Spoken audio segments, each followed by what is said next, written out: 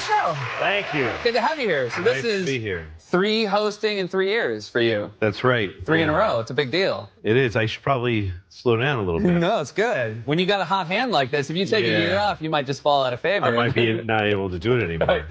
But it does seem like ill-advised to keep doing, to host over and over again, because there's a finite amount of good in me. You know what I mean? Right. So you just, yes. So if I do too many, I actually had one good friend of mine say, because they asked me to host, and I was like, should I take a year off of hosting? Because I've done it twice in a year. And so my friend, who's very famous, and I can't name her, she said, you know, as your fan, I'd like to see you not host this year. And then my other friend, who's even more famous, said, you know, I'm your friend. I think you should take a year off. Wow. And so I was like, I'm doing it. Now I got to do it. Now I got to do it. Now I have to do it because there's so many signs that it's going to be like some kind of an awful disaster. Yeah. And when you get an opportunity like that, you got to go for it. Well, here's the thing, too. I can guarantee you this. If you run out of good on Saturday, Rihanna will not. That's right. So she's excellent. That's not. It's not going to happen with musicians. So if anything goes wrong, it's at least there's the 2 songs. Yeah. That'll be great. The rest of it's sorry. No, I love hosting the show. I love it. It's one of my favorites. And you had auditioned for the show years ago. Yeah. But no hard feelings now or ever? Did you ever have hard feelings? No, of course not. Yeah. I mean, you can't be in show business and not get things and then get upset. You know, it's just the way it goes. But I did audition at a comedy club. They had a bunch of comedians went on, and everybody on that audition but me got hired. Every single person. I was like, Did you feel? Did you feel? Lord have mercy. Yeah, it was tough.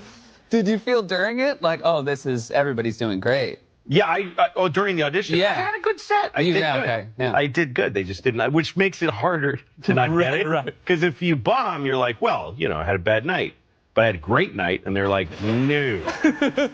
Not the best version of you. We don't want it anywhere near this point. And then you wrote for late night this very show when Conan was doing it. That's right. And every now and then you'd have to maybe fight for your comedy with the host, which happens still. I will let you know, still happens today. Of course it does. Writers are always and my writers, of course, I'm the one that has to wear a suit and tie, so they immediately treat me like the man. Right. No, they hate you. Yeah. God, they it's a hate good way you of so putting much. it. You'll never know how much they hate you. Well, you know, writers are in their 20s. I was in my 20s. And so I just thought, like, I want to get my stuff on the show, you know. Now I know that I was working for people that I should have been helping because they were giving me money.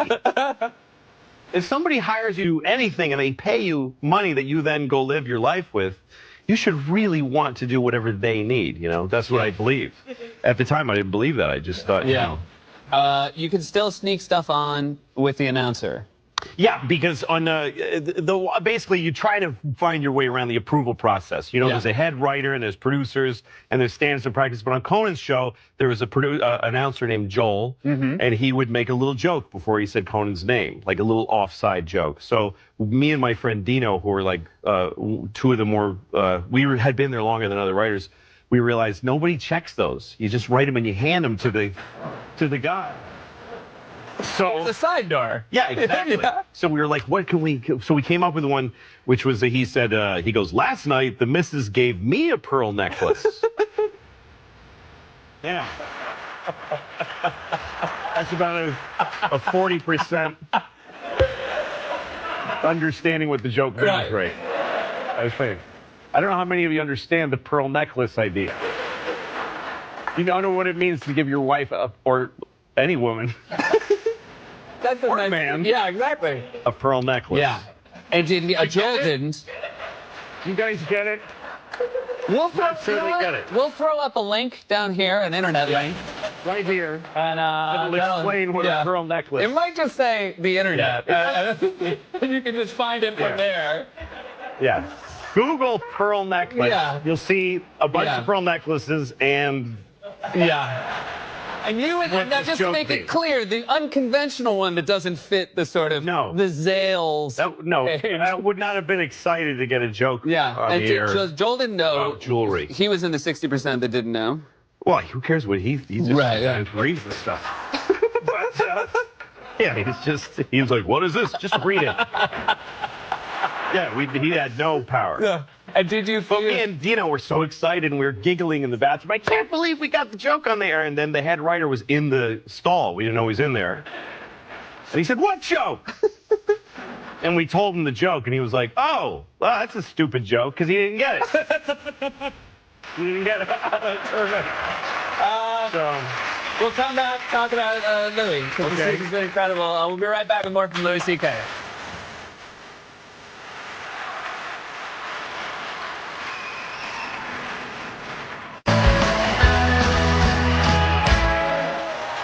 We're back here with Louis C.K. This is season 5 of Louis, yes? That's right. And then this week you did an episode, the entire episode was a nightmare. Yeah, it was a nightmare that kept coming back. And because I usually show the clip before the guest comes out, but we thought it would you maybe need to set up the clip, or else people would think it was too weird. Yeah, this isn't what the show's usually like. Right, that's what we felt like it would just push people to the other. I was hesitant to do a dream show, but this is about somebody having nightmares that they won't go away. It happens to me once in a blue moon. I'll have a nightmare, wake up, go back to sleep, and they're all, hey, waiting for me. Yeah.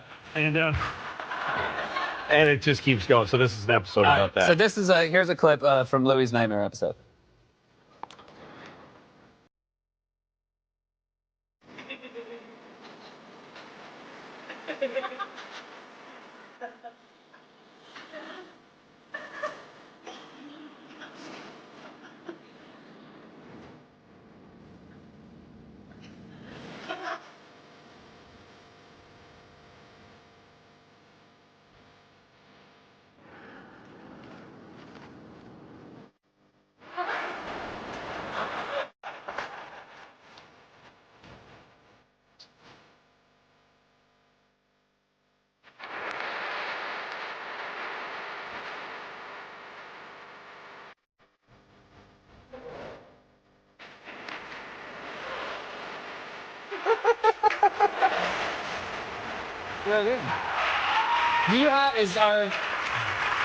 That's a nightmare. I'm not the specific shape of, but having to go on stage not ready, or is that a nightmare for you? Yeah, I mean that's also my real penis. Oh, it is. But it played as a joke. No, the thing is, and it clears for standards because it doesn't look like most people's penis. That's the way around it. Yes, I usually when I have dreams where I'm naked, there's something wrong. Yeah. With what's going on down there, and that took a lot of work to. We had these artists that kept making different shapes. Oh, and you have sent them back to the shop? Yes. Wow. A bunch. That was like literally, it was like the 20th version. Wow. We made a bunch because we wanted to make something that could be on top.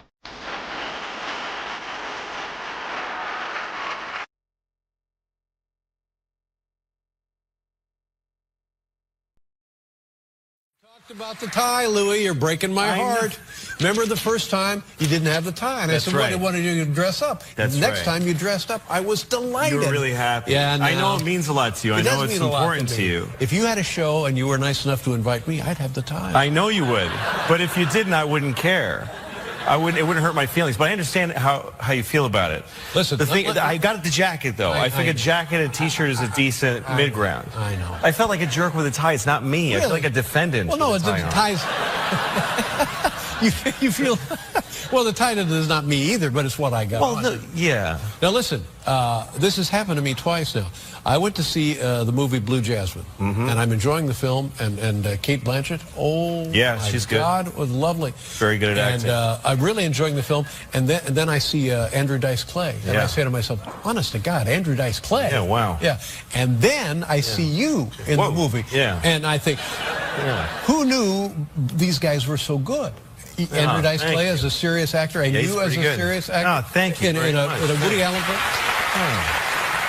All right. And then you came on the show. That's right. And we talked about it, and you had your tie on, and everything was fine. And now I go to see American Hustle. Yeah. Nobody tells me you're in American Hustle. No, it's a secret. So the movie is going along and along and along, and I'm enjoying it. And Jennifer Lawrence and the big stars who are in the thing. And then there's Louis C.K. again. And in the movie, you're wearing a tie. That's right. I'm wearing a tie in the movie. Now, Louis, we're in a big fat 70s tie. Like how does this happen? How do you get to be in big movies? Well, it's like I don't know. They asked me to do it. I don't audition or anything. I don't like to do movies. Yeah. And, what do you mean you don't like to do it? Well, I don't like auditioning. I don't like trying to get that kind of work. Right. And I used to audition. I never got any parts. And the first movie I got, well, somebody offered me a movie part. They asked me to audition, and I said okay, and I didn't show up because I hate doing it. So then they're insulted. Good move. Yeah, right? Yeah. Just don't show up. Don't show up. And they go, well, we made another appointment for you, and I didn't show up to that either. And then they sent me the script and said, put yourself on film in your house and send it to us. And I said, yes, and I didn't do it. Didn't do that. And then they called me and said, you got the part. So. That's crazy. What was the film? It was called Welcome Home, Roscoe Jenkins. It starred Martin Lawrence, and I had a huge part that is gone because I was so bad. I was terrible.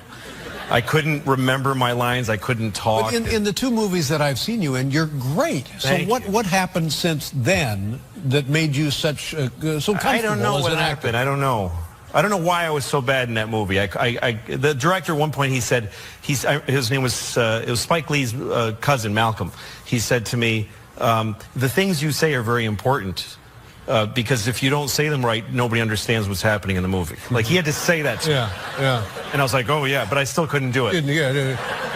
Now, and I'm told in this movie American Hustle that there's a bit of dialogue that you, in fact, brought to the film, brought to the set. It was your idea. Do you know what I'm talking about? I'm not sure. The story about going fishing? Oh, yeah, the fishing. Well, he wanted me to tell a story about ice fishing. That was his. He said, tell a story about ice fishing. Who's he, the director? Yeah, he. The Lord told me. It came to me in a dream.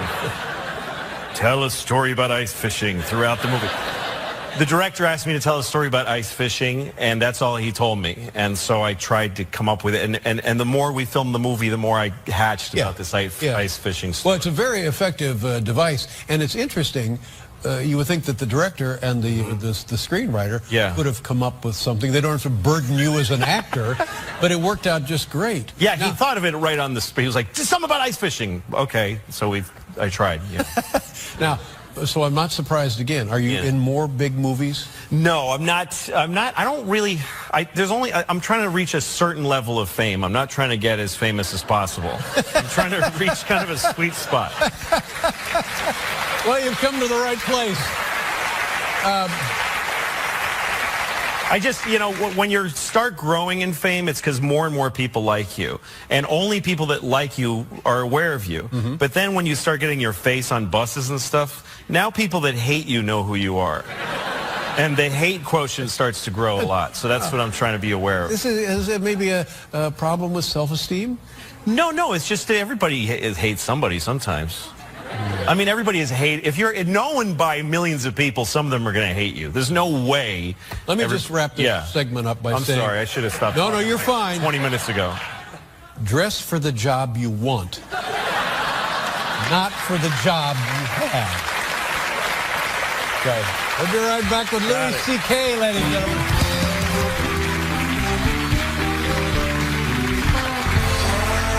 You filmed... the last episode of your show in, was it Shanghai, is that right? Beijing, China. That's right. Ooh. Now, what was the point of that, and what was it like? That sounds like, oh my God, it's got to be hard to do that. It was hard to go to China. Yeah. It's really far away. And did they know what they were getting? The Chinese people say, "Oh, look, Louis C.K. wants to come to China," and they probably hacked your computers and stuff. Sure. Yeah, we had to go through a long, arduous process. We started early in the year of trying to get the rights to go.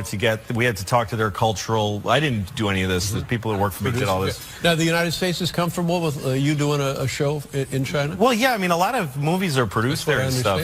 And I mean, it's tricky because I did a stand-up show over there. While I was there, some people were like, "Hey, do a show." And I did a show in this old Peking theater, this very, very ancient theater, and. I was like, do I have to worry about what I say, you know? And they're like, have fun, you know? Yeah, they're such fun-loving Yeah, folks. they just, you know, all they want is fun over they there. just have a great time. That's all they do over there is have a great time. I didn't realize you spoke Chinese. I don't speak any Chinese. That's what I thought. Now, That's right. what about the people in the theater? Well, a lot of them spoke, well, enough of them spoke English that, you know, they understood enough to be really offended by what I said. So they got really mad. Yeah, they got really upset. No, were they upset? They did. I mean, somebody got upset. Somebody got upset. The sense I get is that the government doesn't really do anything anymore, but everybody's really scared. So if you do anything weird, everybody's like, stop it. So, you know, we were told, like, somebody might disappear if you use that joke on the show. You know, they use words like that, you know. Wow. I'd rather you didn't use that on your show because I might disappear. Things like that. I don't want to say too much because maybe the guy will still disappear. I don't know. Yeah. It's weird. What is the city like? Is it westernized? Is it like a huge New York? Very. It's more like a giant Dayton, Ohio. It is. It's a huge Dayton, Ohio. Smoky. You can't breathe because of the pollution. Sure. You just can't breathe. Yeah. It's brutal. But it was cool. I mean, I never thought I'd go to China, you know. And would you go back? The people I met, I really loved. No. But I'd like to go to another part of China because I love Chinese culture. And you visited, you were invited to someone's home. Yeah, we went. I wanted to shoot a scene where I'm up in the mountains in some old lady's house and she's feeding me. So we just drove up this windy road and we found this little tiny old woman. And we're like, can we film here? She's just like, come in. And she just started giving me food. And so we just filmed me being fed by this woman. So that was a singular experience. Wow. So was this random? You just dropped by the house and she said, of course, please come in? Kinda, yeah. Kinda, that's how it works. Government agent, probably. It's probably a government agent. Probably. I don't know anything about it. I don't know. And so that was must have been very, very exciting to be in Shanghai. Yeah. And then I'm sorry, Beijing. Yeah, sorry. Really doesn't matter. This other thing I find fairly courageous. You produced, directed, wrote a movie in the late 90s, 98, something like that? And this was like a first outing as a director? First time I directed, yeah.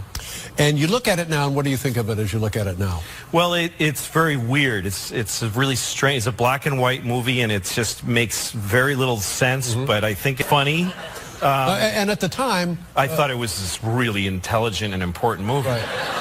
And you took it to festivals and stuff? So went to Sundance. Yeah. There was 15 people at the screening, and 2 when it was over. Literally, it was a disaster. Yeah. Nobody wanted to see it. I was heartbroken. I was 28 years old, and I thought, this is my movie. Right. It's funny, you know, because when I look back at old versions of myself, I go, what an idiot, you know? Any version of me 20 years ago or 10 years ago, I'm like, that. I was a moron. But then I thought I was great. Right. You know, so now I think I'm great. I'm glad to hear you say that because I go through the same thing, and I wonder if it's common to the human experience. If I can't sleep at night, I will start remembering stupid things I have done when I was younger. And oh my God, it gets to be a little frightening. Does it lull you to sleep? Is that why you do it? Well, that's the objective. Yeah, but then you wake up thinking, okay, I don't want to. I'm trying to be a better person as I go forward. I think as long as you think that your past was bad, you must be improving. That's what I think. Right? Yeah, I think. Yeah, that's probably the way it works. So nobody wanted to distribute your movie. Nobody cared about it or wanted to see it. How much did it cost you to make this movie? About $180,000. Out of your own pocket? Out of my own pocket. I had written for you, and I saved some of that money. All the money I Oh, that's where that money went. That's where it went. Do you ever see Eraserhead? Sure, yeah. Love David's work, yeah. Well, anyway, it reminded me a little of Eraserhead. Oh, yeah, a little bit, right? So we're going to show, and now you can buy this movie. Yeah, so it's been sitting literally under my bed for 15 years. No one's seen it. Steve Carell is in it. Amy Poehler's in it for a second. J.B. Smoove, who's in this clip, and he's very funny. A lot of really great actors, and it just sat there. And what's the story? Well, it's about a guy who runs a photo store, which is already something that doesn't exist anymore. Yeah. And he's very persnickety. He doesn't like people touching his stuff. He likes things in order. He also goes home and he sits in a bowl of ice cream naked at night because that relaxes him. And Then there's this old lady who's very unhappy, and her husband's mean to her, but he gets eaten by a pack of wild dogs. So now the important thing for is it $5? $5. $5. You can go to louisck.net. louisck.net. Beginning Wednesday. Is it com or net? Either one works. Either one works? Yeah, I got them both. Oh, you have both parked at the same site. Wednesday at noon, it goes there it live. Is right there. You can watch it, and when you buy it, let's you show own them a it. clip. There you go. That's the website. Oh, no, that's pretty good. Funny, yeah. Yeah. It's not for everybody. That would be the tagline. It's not for everybody. It's $5. How big a deal can it be? So spend the $5 and decide. And you own it. Nobody bothers you. No, we don't you're check. Fine. It's not like we're in China here, ladies and gentlemen. Exactly. It's called Tomorrow Night. It can be yours for $5 on the website there, the louiscknet.com, whatever that thing is. And it's available beginning Wednesday. All right, Louis, next time. Nice to see you. A tie. Okay, I'll try. I'll try. I'm going to kill you. I'm going to kill you. We'll be right with BJ Ganem, ladies and gentlemen.